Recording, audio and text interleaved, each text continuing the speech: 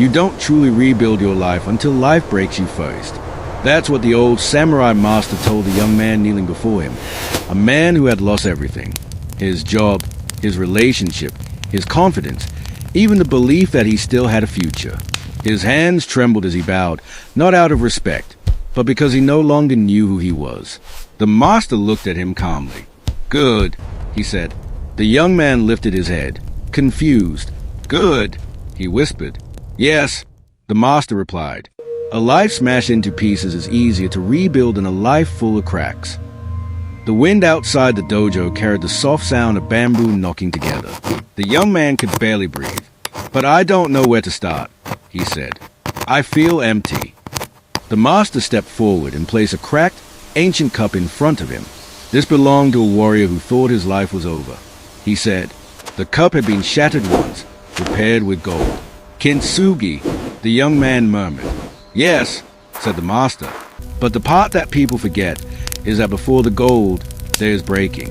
Before the beauty, there's a ruin." The young man stared at the broken cup. It felt like a mirror.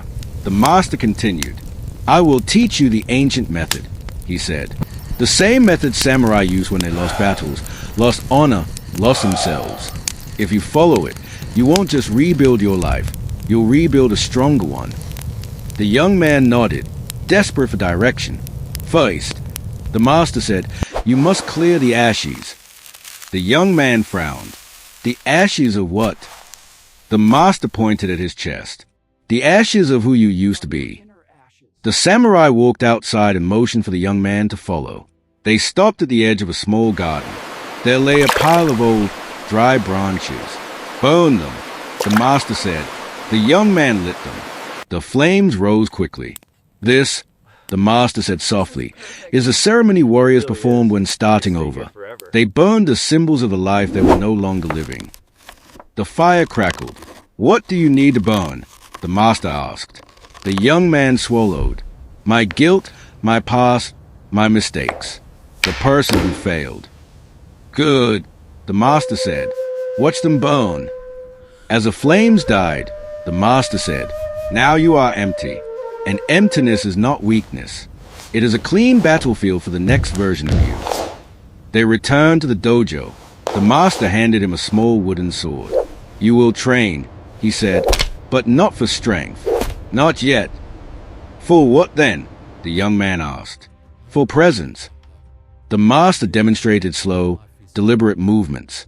No rush, no tension. Every breath matched the motion. This is Shugyo, the discipline of rebuilding. Samurai began with small, perfect steps, not grand changes. Your life must be rebuilt the same way. The young man copied the movements. His hand shook at first, but the master corrected him gently. Again, and again, and again. Hours passed. For the first time in months, the young man wasn't thinking about failure. He wasn't thinking about the past. He was simply moving, breathing, existing. When they finally stopped, the master said, "Good. You are learning the second truth. Rebuilding starts with one controlled moment." The young man sat down, exhausted. "Master," he said, "what if I fail again?" The master knelt in front of him. "Then you will rebuild again." Samurai were not great because they never fell. They were great because they always stood back up with a sharper spirit. Rain began to fall outside, soft at first, then stronger. The master poured tea into 2 cups, one of them repaired with gold. "Look closely," he said. The young man held the cup. "It's beautiful," he whispered. "Yes," said the master. "But beauty didn't save it. Strength did. There's a difference." They sat in silence. Finally, the master said, "You are not broken. You are in the process of becoming." The young man felt a warmth in his chest, something he hadn't felt in months. Hope.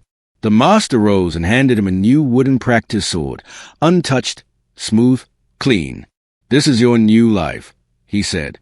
"It will not build itself, but it will follow your hands. Slowly, daily, relentlessly." The young man gripped the sword. "What is the final step?" he asked. The master smiled for the first time. "To live," he said, "not as the man you were, but as the warrior you're becoming." The rain stopped. The air cleared. The young man stepped outside the dojo. For the first time, he didn't feel broken. He felt rebuilding. And as he walked forward, he realized the truth the samurai master had been teaching all along. When life destroys you, it is not the end. It is a moment you begin forging the strongest version of yourself. Please subscribe my YouTube channel for more videos.